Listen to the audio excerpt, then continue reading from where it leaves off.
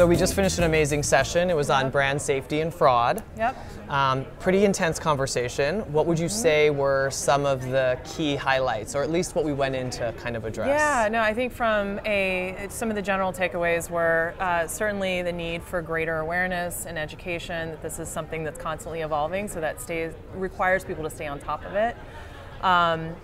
Brand accountability or buy-side accountability for what's most important, particularly on the brand safety side, not even just the fraud side. The importance of process and technology, and it's a combination of those two things together that ultimately are the best solution for monitoring, policing this. Yeah, I thought what was really interesting was it seemed like from a fraud perspective, the audience really resonated with the fact that it's improved over the last year. Yep. I think they really talked a lot about how with tag and kind of a foundation of what's acceptable, different partners like White Ops, for example, to measure that has actually gone really well. What was really interesting was a little bit how there was less kind of comfort with how we've perceived brand safety around content and the comfort level.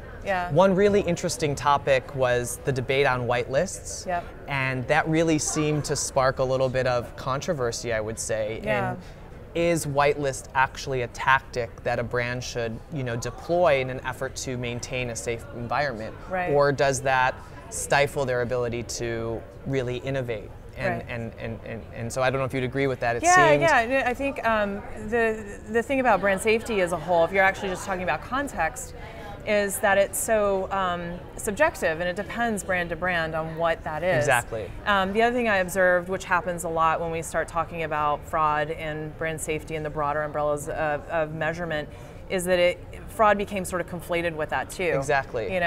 So blacklisting, whitelisting, clean sites. That the perception would be there be no fraud. I think untangling those things is one of the things that the industry is grappling with, and we kind of witnessed that today. Agree, and I think it was a fascinating statement that you had some people in the audience really say, well, fraud is so much more of a larger issue from a cost perspective. But all it takes is for a brand to be right next to bad hate speech or something, and their whole quality of who they are as a brand is at risk. So where does the brand, they want it all, but how do we really move towards that, right? A bad social post in the wrong area versus spending $1 million on non-human traffic, they're both bad, but and in different levels of value, which was really interesting. I would say that the key takeaways, let me know if I'm missing any, we're really continuing to innovate. We do need to figure out ways that we don't just get stifled by standardization, and that we need to be innovating with technology, right? We can't just rely solely on our partners. We need to be creating our own internal standards, maybe even hiring resources that are accountability officers that are actually going out and auditing, maybe a brand auditor that's going out to the agencies, to the publishers, to their third-party partners.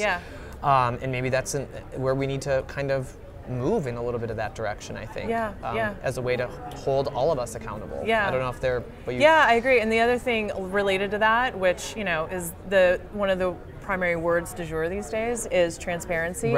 And that certainly produced quite a bit of debate about fairness and transparency between very large organizations that hold data versus those who feel like they need more visibility.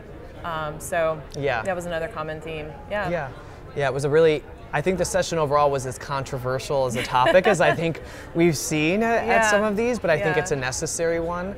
I don't think that anything's going to be solved other than the fact that there's a lot more heightened awareness. I do think that the fact that the timing of Unilever's announcement of really calling out, the larger guys and cleaning up their certain ecosystem, and brands really starting to take a lot of ownership is forcing everybody, since they control the dollars, to really figure it out and find those solutions. And I'm excited to see brands just get more actively involved in that conversation with all of their partners, from their agencies to their publishers to their third-party providers. I think that's going to be really key.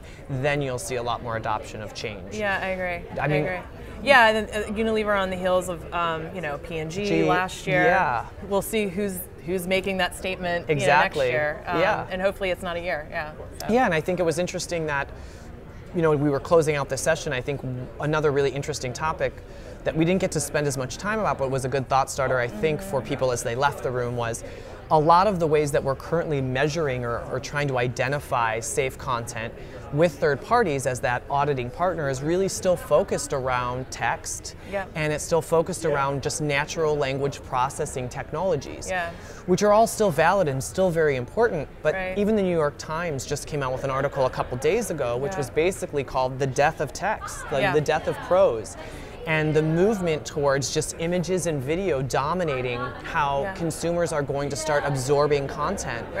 And for us, I just think we need to, from an industry, be looking ahead to technologies, like computer vision technologies that are actually at the forefront of being able to dissect that video content, dissect those images, be able to understand the data within that, and really help create a safe environment outside of just solely the text. I mean, a crazy stat is there's going to be 45 billion cameras in the world by 2022, embedded in everyday world. And if you can imagine all of that transition of imagery, video, and content, we need to figure out those solutions, because it's not going to be, did we find the keyword of an airplane crash? It's, did we notice it from a photo and react in an instant based on some sort of computer vision or some sort of technology to solve for that? I mean, it was a good, hopefully, leave behind, but I wish we would have been able to exploit that a little bit more. But it was pretty controversial. It was definitely a very, very active session. Yeah, for sure. So we'll see what comes up on the next one. But thank you. It was a great session. I appreciate you doing it. So thank you so much. Thank you.